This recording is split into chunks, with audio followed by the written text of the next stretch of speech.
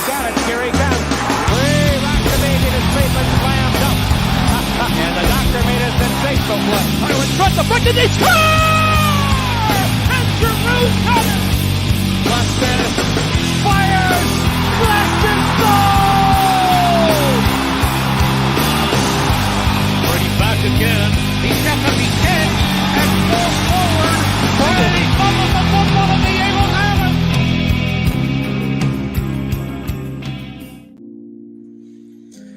We welcome you to the Philly Sports Hour. Happy St. Patrick's Day from the most Irish dude out there, Benjamin Goldstein. We welcome you to this week's version of the Philly Sports Hour, where the team in green did a lot this week, and we have some baseball coming up soon. Sixers and Flyers in the middle of a playoff race. A busy week to go over, and a lot with the team wearing green, as I welcome in the co-host for today's show, Sam Hines. Sam, welcome into the stream. How are we? I'm doing good. Like you said, it was a very busy week and a lot of busy stuff coming up. Like you said, also happy St. Patrick's Day. I also have my green on to celebrate our first week of free agency for that team in green, but also for St. Patrick's Day. Just excited to be here. It's a very exciting time in Philly sports, and we're going to start off with a little bit of a sour note with the Eagles. And kind of what kicked off the week was the Fletcher Cox retiring after 12 seasons with the Eagles. A long run for Cox here in Philadelphia. Him and Jason Kelce both called a career this offseason. How will that affect the Eagles moving forward, Sam? Yeah, Fletcher Cox obviously is an Eagles all-time legend. Somebody who a bunch of the shows this week on WIP have even talked about maybe putting 91 up in the rafters. He's a guaranteed Eagles Hall of Famer. And over the last couple of years, his play kind of went down a little bit. There was a lot of talk last year about whether or not they should even bring him back for his 12th season this year, just because he was kind of, just slowing down, age, all that kind of stuff. But he had a re-energized season this year. He had a great year for the Eagles. And when some of those young guys like Jordan Davis and Jalen Carter kind of took a step back as Jalen Carter kind of hit the rookie wall, and then Jordan Davis continued to not exactly be the player we've hoped for so far, Fletcher Cox really stepped up. He was arguably the best Eagles defensive lineman down the stretch of the season. And it's really rare when both Jason Kelce and Fletcher Cox both retire, when they still have a lot left to give in the tank. But, it's time for the young kids to step up now with the changing of the guard, with Kelce to Cam Jurgens, and now Fletcher Cox to Jalen Carter and Jordan Davis. It's those kids' times to shine now. And a lot of the Eagles' successes or failures this year is going to come from that middle of the defense on how they kind of fill in the hole that Fletch is leaving. And not just the hole that Fletch is leaving on the field, but in the locker room. I said this with Kelce last week as well. With these two guys leaving, the two real only vocal guys the Eagles had left outside of Brandon Graham, is this locker room screwed? I wouldn't say it's screwed, because we do have some young guys in the locker room that have shown ability in the past to be those kind of leaders, maybe not as vocal as the guys that we are losing now, like A.J. Brown, though, is definitely a vocal leader. I think we saw that over the past couple months with him calling in a WIP to defend himself and doing all the things he did at the end of the season. It is a nervous time for the locker room for sure, just because of how, even with those guys like Kelce, BG, Fletch, and Lane being there, how they collapsed and all the leaks that were coming out of the locker room this year. So I think one of the big things, too, that the Eagles, as we'll talk about in a little bit, are targeting in free agency is guys who wear that C on their chest, who are great people, as well as players like Saquon Barkley, Devin White, those kind of guys. And I think that they are trying to fix that locker room problem a little bit. But, if it has to change the guards somehow. But I don't think they're screwed, but it's definitely something that we need to keep an eye on going forward. All right, last thing on Cox. I've seen it floating around a little bit. I want to hear what your thoughts on it. Is Fletcher Cox a Pro Football Hall of Famer? Does he deserve to have a sculpture up in Canton? So I think he is just the tier below Pro Football Hall of Famer. I think in terms of all sports, the Hall of Fame should be held for the absolute elite of the elite.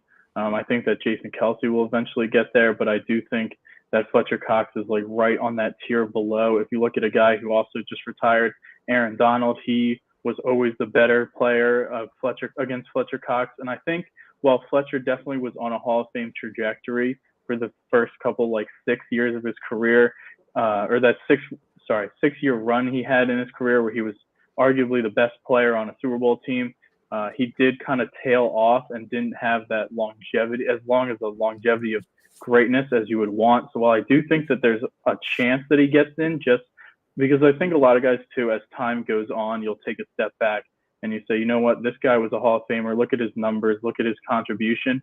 But I feel like at this moment right now, I don't think he's going to get in. I think it'll be close though. Maybe he'll get in, not first ballot, but maybe sometime other down the road. A guy who is currently on a Hall of Fame trajectory and maybe the biggest signing in Eagles history as we get into the free agency talk, Saquon Barkley is a Philadelphia Eagle. Those words I never thought would come out of my mouth, but it's happening. 3 years, $37.7 million. Is this the biggest free agency signing in Eagles history? I mean, T.O. comes to mind, some other names, but is this the biggest? Yeah, so T.O. I believe was a trade from the Ravens because he didn't want to be on the Ravens anymore. So technically, he wasn't a free agent signing, but in terms of just name value, it might be up there with some of the biggest ones. Just because a lot of times the Eagles will go after guys in free agency, like a guy we'll talk about in a few minutes, Bryce Huff, where they're kind of coming off that first deal and kind of turning them into stars. Or Saquon Barkley, I've heard people say that he might be the most well-known person on the Eagles now. I mean, Jalen Hurts maybe, but with Jason Kelce leaving, he might be the biggest name. But it's a massive deal for the Eagles. I think it shows that they do actually value the running back position, obviously, but they were just waiting for that kind of special player to be available. And it's going to really transform the Eagles offense next season as long as he stays healthy, which I think also is kind of a bit of a myth. He had the one season, obviously, where he tore his ACL and missed the whole season. But besides that, he's played in just about all the games every single year. He can run, he can catch, he can block. And I think blocking is the biggest thing that's going to help this team this season because DeAndre Swift was a Pro Bowl running back last year. He did do a good job for them. But one of the things that he really struggled with was pass protection. And there's no better running back in the NFL in pass protection than Saquon Barkley. So I think that we're really going to see a huge difference there. And it's super exciting. It'll be really exciting for training camp. I can't wait to get my number 26 jersey. But it's a huge name for sure. And hopefully it can transform the Eagles offense next year. Yeah, and that's one thing I was saying with Saquon is they're not just paying just for the running back. They're paying for the wide receiver. They got a guy who can catch the ball. They're paying for a lot of things that Barkley can do that a lot of running backs can't do. And that's why the contract is so big. And I think that's a big reason why they wanted him is because, I mean, they don't value running backs as high. And this running back can do everything. And that's why they went out and got him. So. Yeah, I think as we've seen in the past, there's kind of a notion out there that the Eagles don't value the running back position. They'll never do anything big with the running back. But that's kind of false in all honesty, just because while they haven't been successful at getting those players, they have tried to get those players back in 2017. They tried to draft Christian McCaffrey, but he got taken right before they had a chance to pick last year in the draft. There's been reports that if Bijan Robinson was still on the board and Jalen Carter was off the board, they would have heavily considered taking him. A few years ago, they tried to trade for Christian McCaffrey. So while they don't exactly value just your everyday running back, they do put high value on those players that are a triple threat and a true triple threat. And there's no more true triple threat in the NFL than Saquon Barkley coming out of the running back position.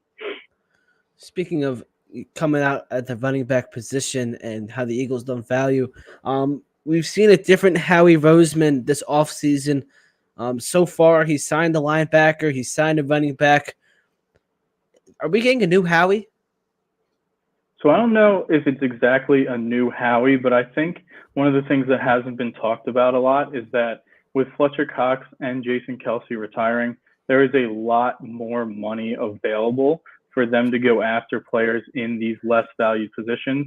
When you look at Jason Kelce, he was making $14 million last year. I believe Fletcher Cox was also making over $10 million last year. So when you free up that much money and you have as much cap space as the Eagles had going into this offseason and still do have at this current moment, it does allow you to put more assets into a lesser valued position. I think we've seen them prioritize some of these positions in the past, but it hasn't always worked out. We all know that they won't draft a linebacker in the first round, but they did take Nakobe Dean kind of high. A few years ago, they took Jordan Hicks in the third round. They took Davion Taylor in the third round. So they have and a few years ago, they took Miles Sanders in the second round. So they do put a little bit of value on these players, but I do think it's just a rare situation that we have right now where these were, one, glaring holes that the Eagles had to fill, and then two, with those guys coming off the books and just a few other guys from the past coming off the books and having all this excess money, they've been able to really go out and target guys that they want to try to make an impact at those positions.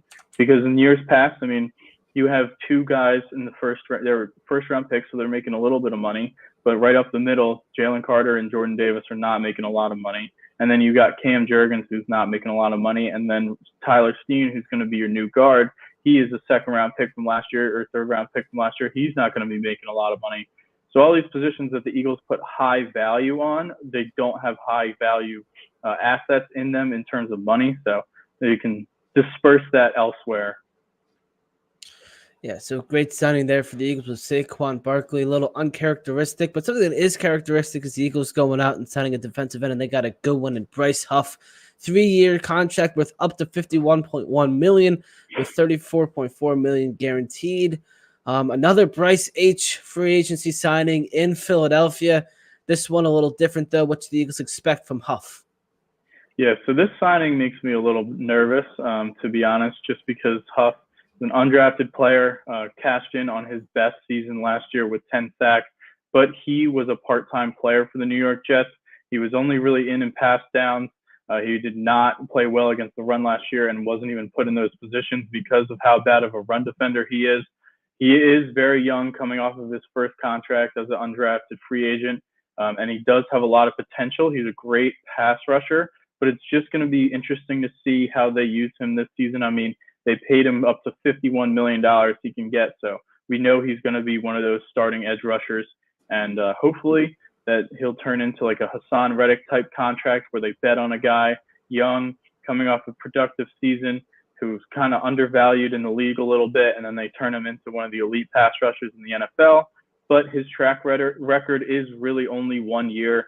And, you know, in a contract year, he was able to have the best year of his career. But he's going to need to improve in a lot of areas before I'm going to feel comfortable with him as one of our starting edge rushers. Just because, like I said, he was a part-time player for the Jets, and then he was really, really bad against the run. The Eagles' edge rushers they currently have aren't exactly great against the run, except for Brandon Graham, and we don't really expect BG to get a ton of time this year. So they're definitely weak in that aspect. But if he can kind of play to his potential, and if the Eagles evaluated him correctly and see that he has a lot in the tank and see that he can improve as a run stopper and can be a full-time player, then the Eagles got a absolute steal, because 3 years, $51 million. I mean, if he turns into one of the top pass rushers in the NFL like they project he will, that is a steal. Yeah, that would certainly be great. And you see with Huff how great he was last year. What are your thoughts on him? Do you think he'll be able to bring that to Philadelphia, or is that going to be something that stays in East Rutherford?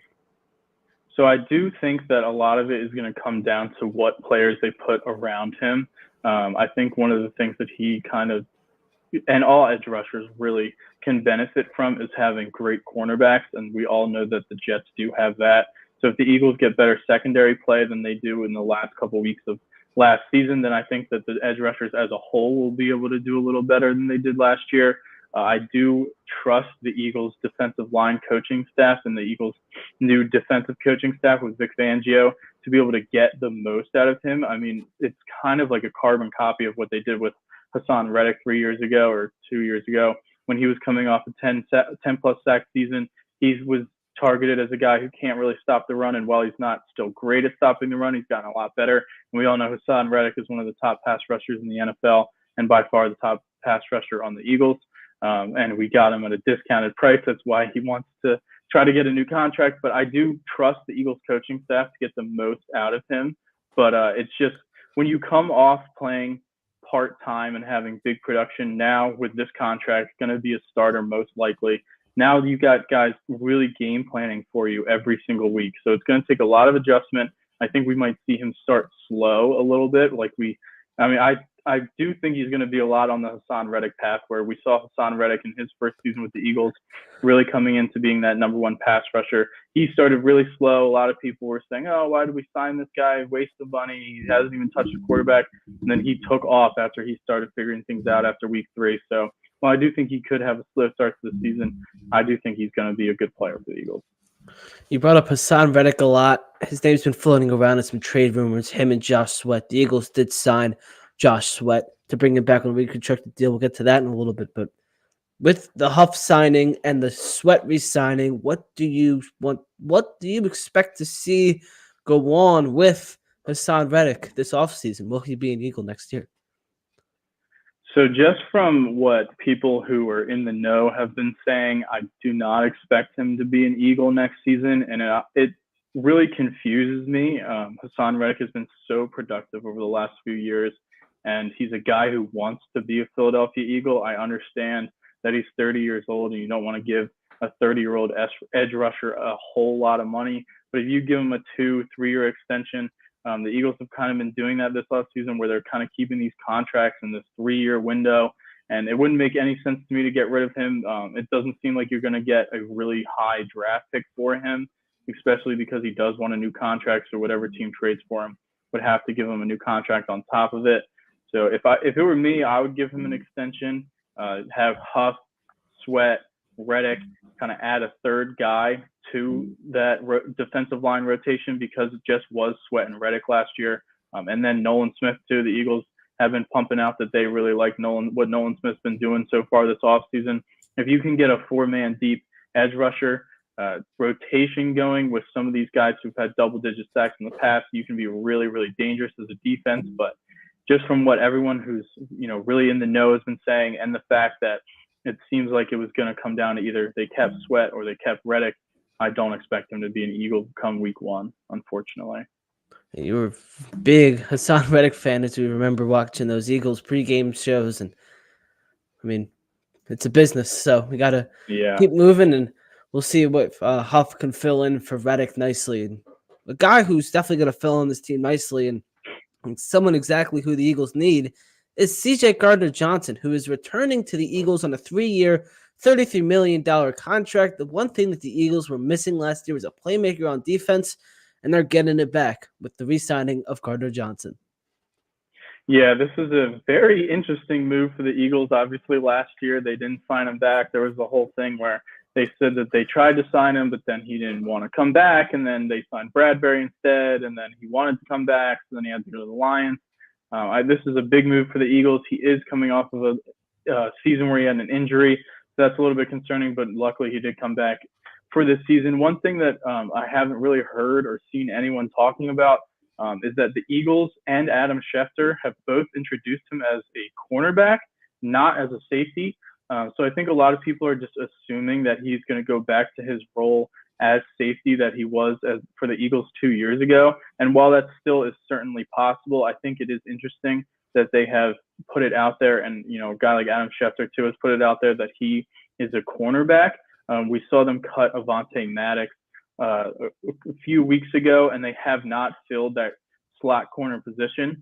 CJ played slot corner in New Orleans before coming to the Eagles, and it was obviously filled by Avonte Maddox at the time, but he has not been able to stay healthy. So I do still think that there is a chance that he will move back to the nickel cornerback spot, and then they sign a safety. But either way, whatever position he's going to play, you would know you're getting a playmaker. One thing or a few things that does concern me about CJ me personally, I'm just not as high on him, because while he is a playmaker and he's a ball hawk, he's not that great in coverage as a safety, and he's not a great tackler. He misses a ton of tackles. We saw it for the Eagles, and then he was in a few spots, especially in the biggest game against the Chiefs in the Super Bowl, where he was out of position and not exactly, communicating that well. And so while those are definitely concerns for me. It is good. It's not a lot of money, and we know at least he'll be a ball hawk. But I think people just kind of see the interception numbers and just assume that because you're an interception, monster or a ball hawk, that you're just a great player.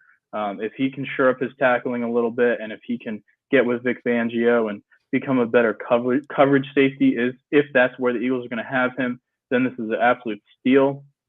But I would like, honestly, personally, if it was me, I would love to see him play slot corner. He was a really good slot corner for the Saints a few years ago. He would fill right in that role with Bradbury. Seems like he's staying Slay, and then CJ would be able to get another safety back there who might be a little bit more of a short tackler, a little bit better in coverage. You still get the ball hawking abilities for CJ while he's down by the box, and that would be my preferred plan for him. But it's definitely good to have him back. He brings good energy to the team, and he's definitely he'll be exciting for sure.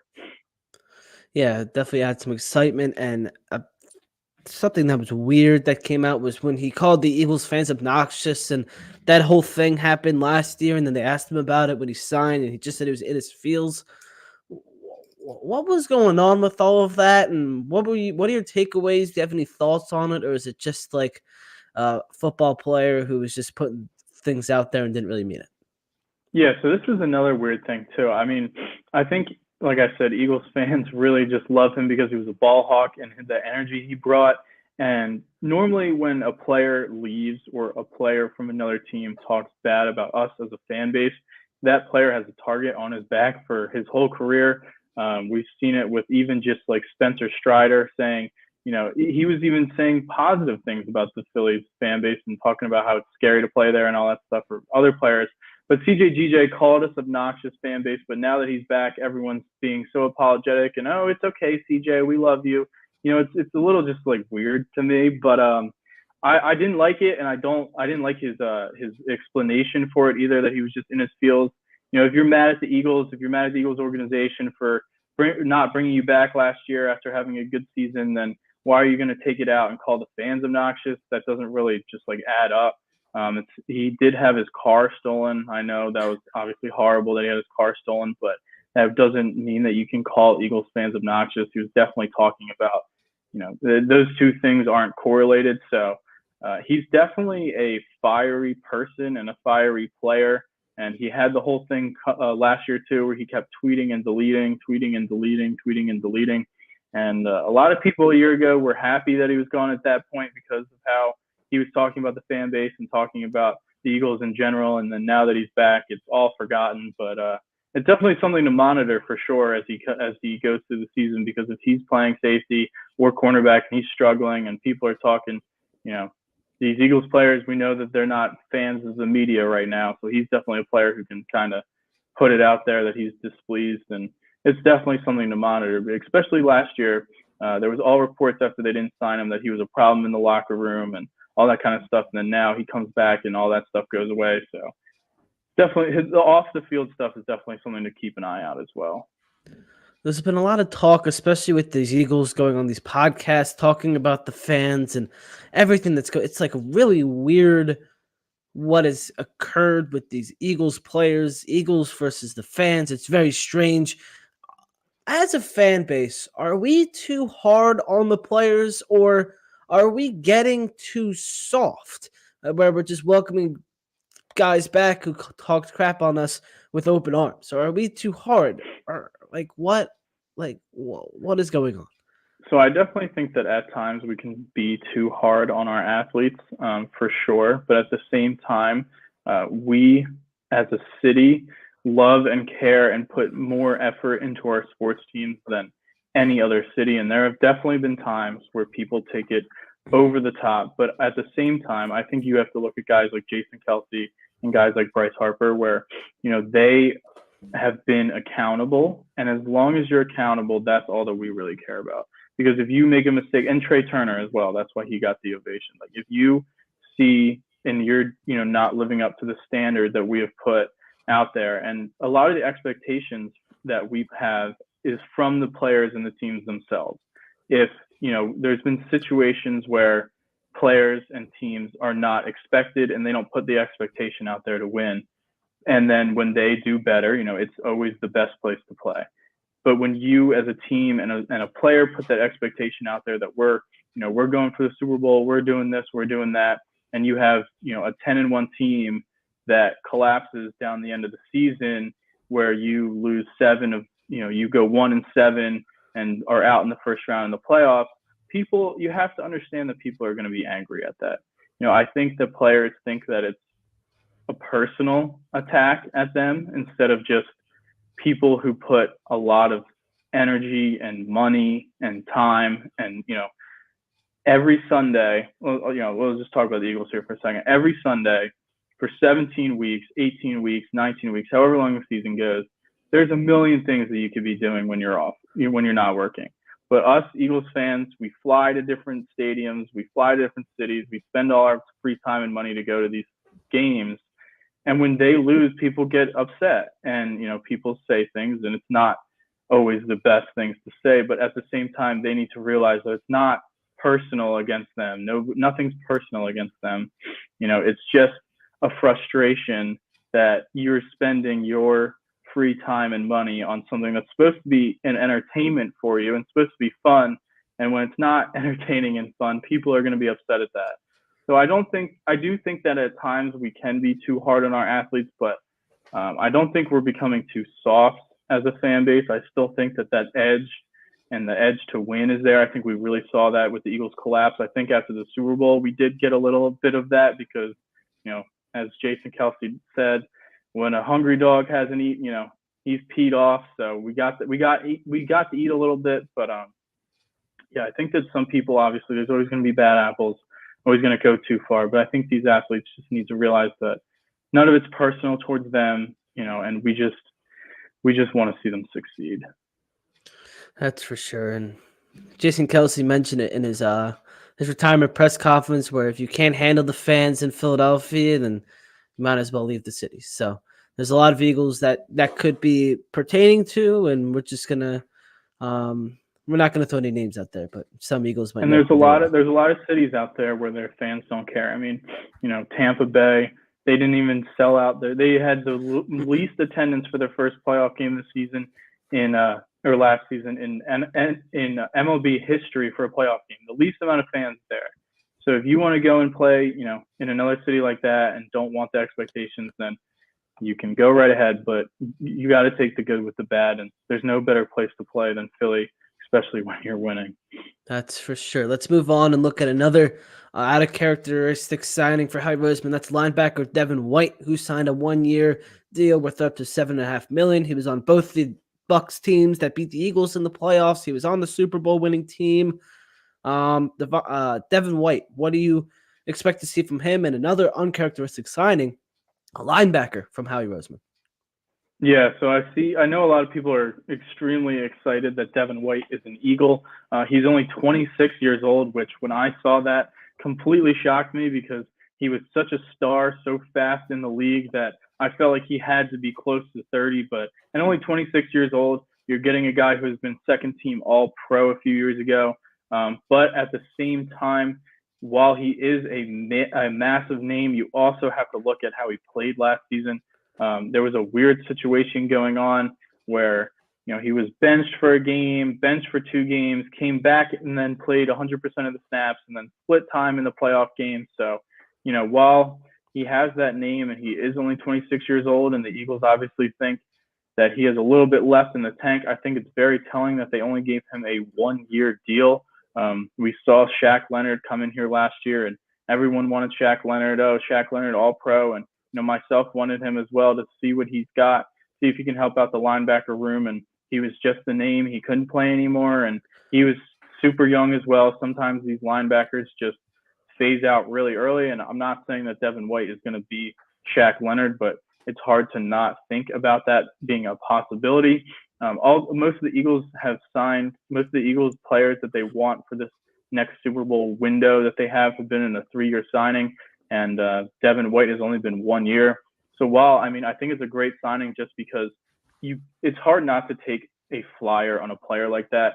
If he stinks, if he can't play anymore, it was not a lot of money guaranteed. You can always just get rid of him.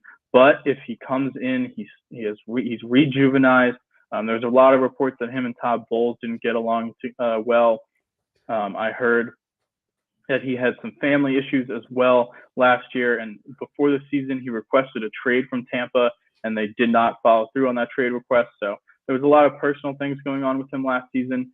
So if you can, this is such a good contract from just the standpoint that if he comes in, plays well, you want to give him a multi-year extension in the middle of the season, you can definitely do that. If he comes in, he's not good, he can't play, it's a 1-year deal with a minimum cap hit, you can always just get rid of it.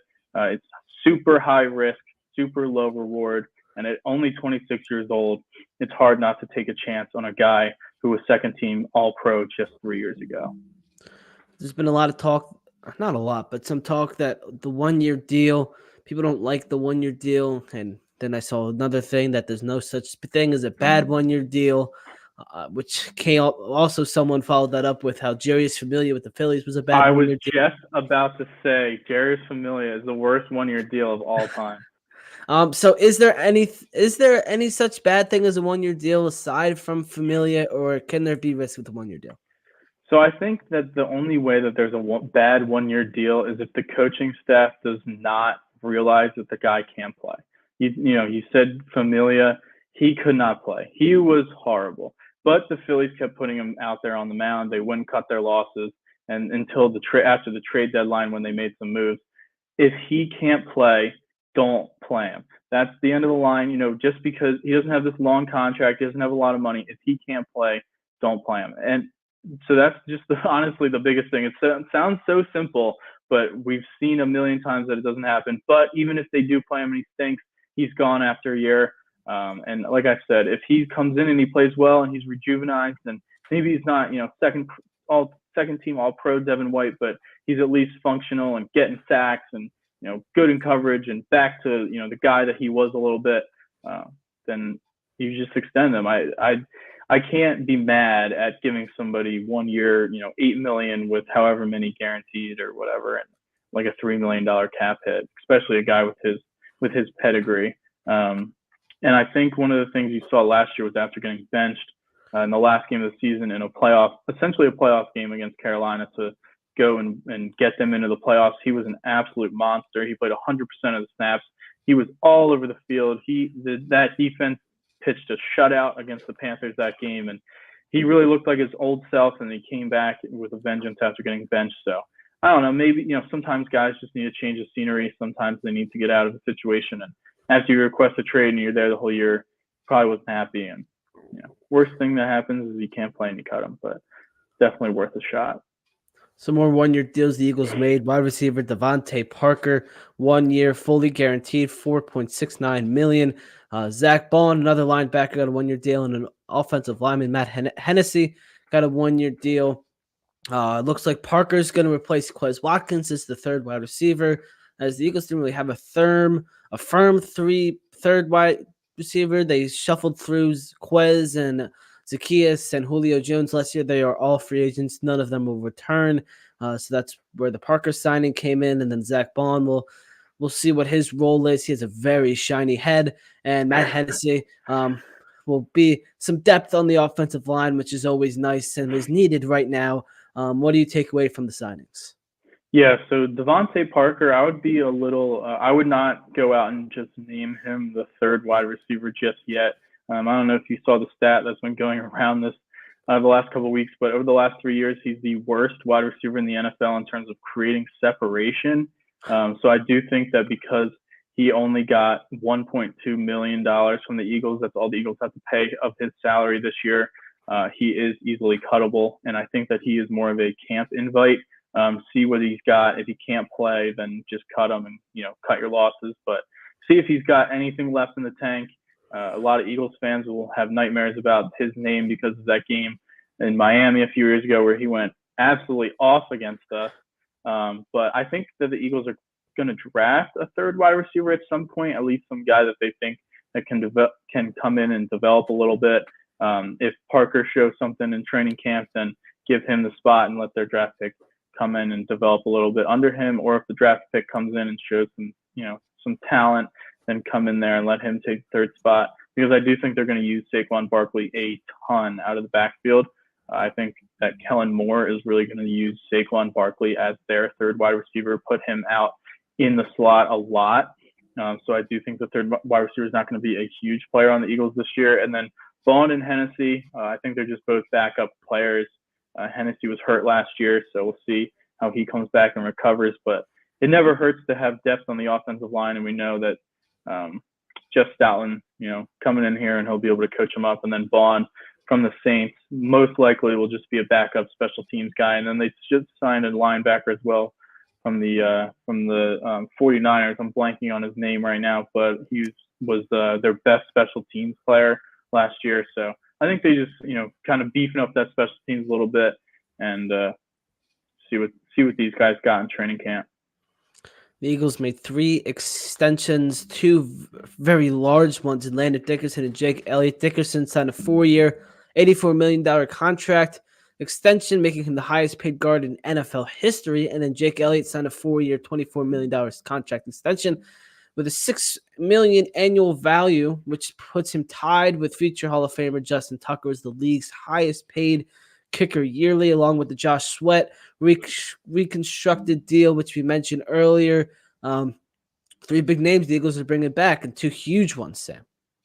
Yeah, Dickerson, the massive extension. I think when people talk about Howie Roseman as a drafter, there's a notion, and it is true a lot of the times, that he does not draft well. But one thing that he got right was picking Landon Dickerson in the second round. If Landon Dickerson did not get hurt when he was at Alabama, he for sure would have been a first-round pick coming off of his ACL injury, and he has bounced back, and he has been an amazing player. I feel like he is super underrated by Eagles fans, but obviously he's not underrated by the NFL. As the Eagles just made him the highest paid guard in NFL history, and he's made the Pro Bowl 2 out of his first 3 years in the NFL. He was originally drafted to be Jason Kelce's replacement because he was the center at Alabama when Jalen Hurts was there, but they moved him over to guard, and it's another Jeff Stoutland success story. He's not going to be going anywhere from that guard position, and he's just a great, great, great player. Seems like a great person as well. Seems super liked in the locker room, and the Eagles really got a steal. And this deal, the next guard will pass it, and the next guard will pass it. And I think by the time that we finish out his contract extension, it's going to be looked at as a bargain, because I think he's just going to continue to grow and improve as a player. And I think that we see a few all-pros in his future. I mean, guys who start off their career on their rookie contract going 2 out of 3 Pro Bowls, that they're on pace for an all-pro career, and he's definitely on that track. And then Jake Elliott, I mean, arguably top 5 player on the Eagles last year, top 5. Might have been top 1. For the Eagles last year. I mean, he saved them in so many situations, the Buffalo game, the Washington game, just to name a few. It's so rare in the NFL that you get kickers that stay around. The Eagles have been blessed, in my lifetime at least, to have 2 kickers that have stayed around for a long time and have been great players, and David Akers and now Jake Elliott. I mean, Jake Elliott is just, Jake the Make, as Kelsey calls him. He's made huge kicks. He's won Super Bowl with put the Eagles up 8 in the Super Bowl with a huge kick. And just seems like anytime he trots out there, you don't even have to worry, because rain, sleet, snow, he's making it. And it's a great deal for both the Eagles and Jake. It's good to see him get the contract he deserves. It's crazy because a few years ago, people were talking about cutting him. He was having a terrible season, and he has just completely bounced back, gotten back to that Pro Bowl level. And he's a great player, and we're happy to have him here for the next few years. That's for sure. Jake Elliott, I mean, how many times did he save the Eagles? I put out 2023 MVP. And he's going to be an Eagles Hall of Famer. It's great. Like, he's going to be an Eagles Hall of Famer. It's insane. Is Jake Elliott, they might have to hang 4 in the rafters too. Jake Elliott is right now, is he the best Eagles kicker of all time? And what does he still have to prove to get over Akers in that role? Akers, so I think just because Akers so it depends on what you value more. So Jake obviously had massive kicks in the Super Bowl. That one field goal to put the Eagles up 8 essentially won them the Super Bowl. Zach Ertz's touchdown obviously put them ahead and gave them the Super Bowl, but that kick was amazing and so much pressure on a rookie. But Akers had so many more playoff moments just because the Eagles kept going back to the NFC Championship game, going back to the NFC Championship game, going to the Super Bowl, where he made so many big kicks. So it just depends on what you value more. If you value the guy who had a massive kick in the Super Bowl, then you got to give it to Jake. If you value the guy who had multiple massive kicks in playoffs, then you got to give it to Akers. But I think by the end of Jake Elliott's contract, I think he'll go down as the best Eagles kicker of all time. And it's crazy because he got cut by the Browns like right after he got signed there as a rookie, and the Eagles only swooped him up because their kicker got hurt in 2017, and he's just turned into such a great player. And it's rookie year, third game, 61-yard game-winning field goal. I mean, come on. So another trade that the Eagles made. This happened most recently, and this is it for. Shouldn't say that's it, but they traded for Kenny Pickett. The Eagles traded the 98th and 2 7th rounders in the 2025 draft to the Pittsburgh Steelers for Kenny Pickett and pick number 120. Probably the backup here in Philadelphia. Then the Steelers went out and signed Justin Fields, and now Russell Wilson's their starting quarterback. I don't know what's going on with Pittsburgh, but Kenny Pickett is back home and an Eagle. What are your thoughts? So I think it's interesting to note that the Eagles tried to trade for Justin Fields before they traded for Kenny Pickett. They didn't want to trade what turned out to be a conditional 4th-round pick just straight up for Justin Fields. Obviously, they did not value him enough to do that, so they then pivoted to Kenny Pickett. It's a super interesting move. I think there was a lot of rumblings that the Eagles were going to go out and sign a backup quarterback. And just from face value, moving back a few spots in the draft and adding a quarterback who was a former 1st-round pick who can come in and potentially win you a few games if Jalen Hurts does go down. I think also them deciding to not go for Fields and take Pickett would kind of take away the just shock factor to Jalen Hurts a little bit, because while I disagree with this notion that if the Eagles traded for Justin Fields that it would be competition to Jalen Hurts, because honestly I don't think that Justin Fields is that good. I think him and Kenny Pickett are pretty comparable. Kenny Pickett had more success in the NFL than Justin Fields has. A lot of people would have viewed Justin Fields coming in as competition to Jalen Hurts, while Kenny Pickett is not viewed that way. I do think that, though, this is a great value for the Eagles. Kenny Pickett's contract, even though he was a 1st-round pick, is super low and is less per year than they were paying Marcus Mariota to be a backup last year. And he's a much, much better backup than Marcus Mariota. The Eagles have so many weapons on offense that I'm confident that if Kenny Pickett has to come in for a stretch of 3 games, obviously depending on who they play, that he'd be able to win at least one of them. So I think it's a good move for the Eagles. They have a controlled backup for the next few years. Hey, we've seen what happens with backup quarterbacks. He comes in, he plays well a few games if he has to come in, and then next offseason you're able to flip him for something a little bit better because, after being with the Eagles' great organization, he's developed a little bit more. I don't think that this is, Jalen Hurts insurance in terms of if he plays bad. Obviously, if Jalen keeps continuing to decline next year and he gets to the point where they need to bench him, they might feel comfortable putting Pickett in. But I don't think that I think this is a good move because it's not the shock factor of Justin Fields, and he can be a competent backup as well. All right, so that's all what the Eagles did so far in the first week of free agency. A super ecstatic week to be an Eagles fan.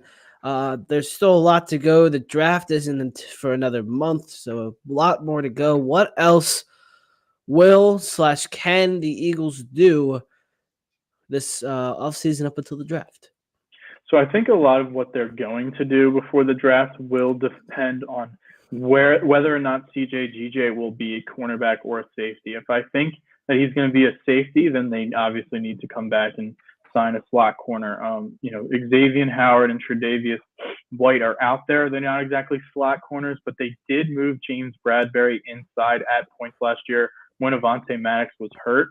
So if that could be their plan to sign another or draft an outside corner and move James Bradberry inside, that's definitely possible. But if CJ is going to be playing cornerback, then I do think that a safety is still in play. The longer that Justin Simmons waits out there, the lower his price tag tag is going to be. If he was getting offered the money he wanted, he would have signed already. So I think it's a good sign that he's still out there, as he might get into the Eagles' price range. And then having Justin Simmons as safety and CJ in the slot would be a massive upgrade in the secondary from last year. And then I know I talked about, I think the Eagles are going to draft a third wide receiver, but if they don't plan on doing that, I would still like to go see them try to upgrade that position over Devontae Parker. A name I like who's out there right now is Tyler Boyd from Cincinnati. He's still available. He has a lot of experience being that third wide receiver with two great other wide receivers when he was playing with Chase and T. Higgins. So he would come in and fit that spot really nicely. He might be a little bit more expensive than the Eagles are willing to pay for a third wide receiver, but if he's still out there, and his price comes down a little bit, I would love to see them add that as well. All right, so we just talked the Eagles for 47 minutes. We only have a few time left in the hour, so we got to move through. We still got Phillies, Sixers, Flyers coming up, but we have to thank SeatGeek first. SeatGeek is the easiest and most efficient way to buy your tickets. Each seat is given a green for St. Patrick's Day, red or yellow dot indicating whether purchasing that deal would be a good, bad, or fair deal. Green, of course, is good. Red is bad. Yellow is okay. You want to go where there is green. Where am I? Lots of sporting events coming up. Concerts, seasons coming soon. Some comedy shows. Anything that you need a ticket for is on SeatGeek by using code Phillies Sports Report. Again, that is Phillies Sports Report, PhillysSportsReport. You can save $20 off your first SeatGeek purchase. Click the link in the description or the bio to save on the deal. We are moving on to a team that is coming up very soon in the Phillies. Opening day is less than 2 weeks away. It's an exciting time. There's nothing better than Phillies baseball, and especially on opening day. But something that's not great right now is the offense out in Clearwater. Schwarber, Harper, Rojas, just to name a few, are not hitting well. Are you concerned at all about the offense, or are you it's just spring training? We'll see what happens in April. So I feel like spring training, it's so hard to judge spring training, right? Because we've seen players like Mickey Moniak in the last couple of years where he went crazy in spring training, and then as soon as the first game started, he couldn't hit. So while guys like Schwarber and Harper, I'm not concerned about, just because, those guys are pros. We know exactly what they're going to do this season. Schwarber, I would like to see him, up the batting average a little bit. I know people say it doesn't really matter, but it would be nice if he didn't hit, 40% of his hits be home runs or whatever that stat was last year. But Johan Rojas, I'm definitely concerned about, because we saw last year in the playoffs, he was a nothing at the plate. He made a few hits every once in a while, but he was just very overmatched. And if he is their plan to be in center field, while he is, yes, a great defender, it would be nice to have not a 0 at the end of your order. But guys like Harper and Schwarber, they'll get it going. I think, spring training, everyone says that the positive results are exactly what's going to happen, and the negative results, it's just spring training. But it is a little concerning those guys are taking a little bit to get going, but I don't think that it's going to really translate too much into the season. The Rojas thing, of course, you don't want to have a horrible hitter at 9. You want to have a somewhat good hitter flip that lineup around. And Rojas has been terrible so far in spring. He has, I think, 2 or 3 hits so far. Are you open to seeing Christian Pache or someone else out there in center field to start the season and have Rojas down in AAA? Or are you still going with Rojas to start the season? Yeah, so I think it would be almost crazy to have Johan Rojas be the starting center fielder day one, just from the standpoint that if Pache is not on this roster, he is off. He doesn't have any options left to go back to AAA, and the way that he's been playing so far in spring training, he's showed some pop. He is a still really good center fielder, and I think that Johan Rojas still needs more at bats down in AAA before coming up and facing the big leaguers. I think that while he can be a good player, he's still super young. He jumped a system last year, going straight from AA to the majors, and just from the standpoint that you lose Pache, I don't think Rojas is good enough right now that he's worth just losing Christian Pache in total. So my starting center fielder for opening day would be Christian Pache.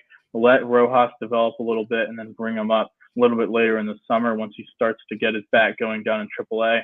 But, I mean, I'm not writing off Johan Rojas at all for his future. He's still so young, and he's such a talented defender, but his bat is just not ready. And for a team that should be competing to win the NL East and winning 100 games, close to 100 games this year, we hope he needs to develop a little bit more at the plate. And I would definitely have Pache starting in center field. Jonathan India on the Cincinnati Reds was on Ben Verlander's podcast earlier this week, and he made some comments that are interesting. Your least favorite stadium to visit and to play in? Least favorite is probably Philly. Philly, why? I mean, those fans, man, they get crazy. I mean, they're tough. So it's always cold there too when we play there. But I think it's more the fans that get to me than the stadium. The stadium's cool, but I don't know, something about that. They're just disrespectful to some of our players, and we've had problems there. But Philly is Philly. You know, you gotta play well there. Interesting, Sam. I feel like we see this all the time, and I think he's just afraid of the cold. Yeah, I don't know why they haven't come here in the summer, apparently, because, you know, I guess Philadelphia is very cold in the summers. But, yeah, I mean, like I said earlier when talking about the fans, there are always going to be bad apples in every fan base that make it look worse. But the Phillies fans definitely play a part in the Phillies' success at home in the playoffs and during the regular season. And, you know, it shows that how good of a fan base we are during the regular season, because obviously we haven't played the Reds during the postseason, that we're affecting them even during the regular season. And like I said, there's plenty of fan bases where they don't even show up for postseason games, let alone regular season games. So I think it's just another notch in our belt of how much we care and how good of a fan base we are and how rare of a fan base we are in baseball. That's for sure. Let's look at the Sixers, who kind of had a weird week. They scored 79 points in total in back-to-back nights against the Knicks. Won one of them somehow and were killed in the other one. They fought hard against the Bucks but came up short. And then last night they beat the Hornets 109-98. Maxey scored 30. The Sixers have a tough rest of their season. What do you expect from this team? Can they get out of the play-in tournament, or are they stick with the 7th seed? I don't expect anything from the Sixers at this point. I've honestly completely just given up hope with them. Embiid, there's a report that he could be coming back a week before the regular season, but I'm almost at the mindset of why is it even worth it? You know, I think that if they are going to be the 6th seed and they can kind of get out of this play-in tournament hole that they're in, that I think it might be worth it to just try and just see if he, you know, coming off the knee injury and the surgery, is healthy enough to kind of get there. And I think one of the biggest things too about trying to get him back is we need to see Tyrese Maxey as a second star in the playoffs, because we have passed over and we have so many trade opportunities that potentially he could be in. And we have allowed him to be completely untouchable. And, you know, I think over this stretch, while he's had some good games, like last night he had 30, but it's against a terrible team. Against the Bucks, he played pretty well. I just think that, you know, we need to see, because so far he's obviously showing that he's not a 1. You know, it's hard to win with this team, but if Joel Embiid was playing here and Maxey was out, we'd have a lot better record than we have right now with if it was, you know, it was flipped around a little bit. But we need to find out if Tyrese Maxey can be that too, because if he cannot, we need to make a move this offseason, because Embiid's time is ticking and his clock is ticking. And at this point, you know, I can't wait around anymore and just wait for Maxey to develop, or maybe not develop into that too. We need to find that out. So I do think that it's worth, even if it's the play-in, because I do think that they would get through the play-in with Embiid, even if Embiid is, you know, because right now they're the 7. They would only have to win 1 game to get into the playoffs. I think you can win 1 game versus the 8th seed. So I think it's worth it, just because we, you know, this year I think this playoff run is all about finding out if Maxey can be that too. But in terms of my expectations for them the rest of the season, until Embiid gets back, we just don't have enough guys. I mean, at Maxey, he's doing everything he can, but some nights he's there, some nights he's not in terms of scoring. Tobias Harris is just, he is just hard. I mean, 2 points against the Knicks, like, come on. Even if he wasn't making the money that he's making, scoring 2 points, like, put me in the corner and I'll drain 1-3 for you. Like, come on. And Kelly Oubre stepped up a little bit, but they just don't have enough without Embiid to go. And I hope that they can dig themselves out of the hole. But like you said, they have, before the season even started, before we even knew Embiid was going to be hurt. Obviously, we didn't know that, but everyone looked at the end of the season and said this stretch going into the playoffs is going to be good for the Sixers because they're going to be playing playoff games going into the playoffs, get themselves ready. Now, without Embiid, it's horrible because we might lose and go down to, the 9th seed or whatever. So I don't expect much of anything. Like you said, they scored 79 points in back-to-back nights. I felt like I was, watching the 08 Sixers or whatever, and it's been tough. It's been tough. But, even if Embiid comes back, we all know what the fate's going to be for the team. But I just need to see Maxey as that true number 2 in the playoffs. And I think, that's at this point, that's my only plan and my only hope for this season is figure out in the playoffs if Tyrese Maxey can be a 2 or if he's a 3. Because I right now, me personally, I think he's a 3, and I think we need to get a 2. But if he shows up in the playoffs and shows you can be that guy, then so be it. But it's not fun. It's not fun watching Sixers games right now. Not at all. You mentioned Embiid a lot. There's a report that he could return the first or second week of April before the playoffs. Do you think that happens? Do you think it's worth it? Yeah, like I said, I think it's worth it just because of Maxey. But if he comes back and he's not in shape, then just shut him down. Like, when he gets back on the court and if he has any little thing of injury or anything, just shut him down because they're not doing anything this year. I mean, it sucks because I think the Bucks are super gettable.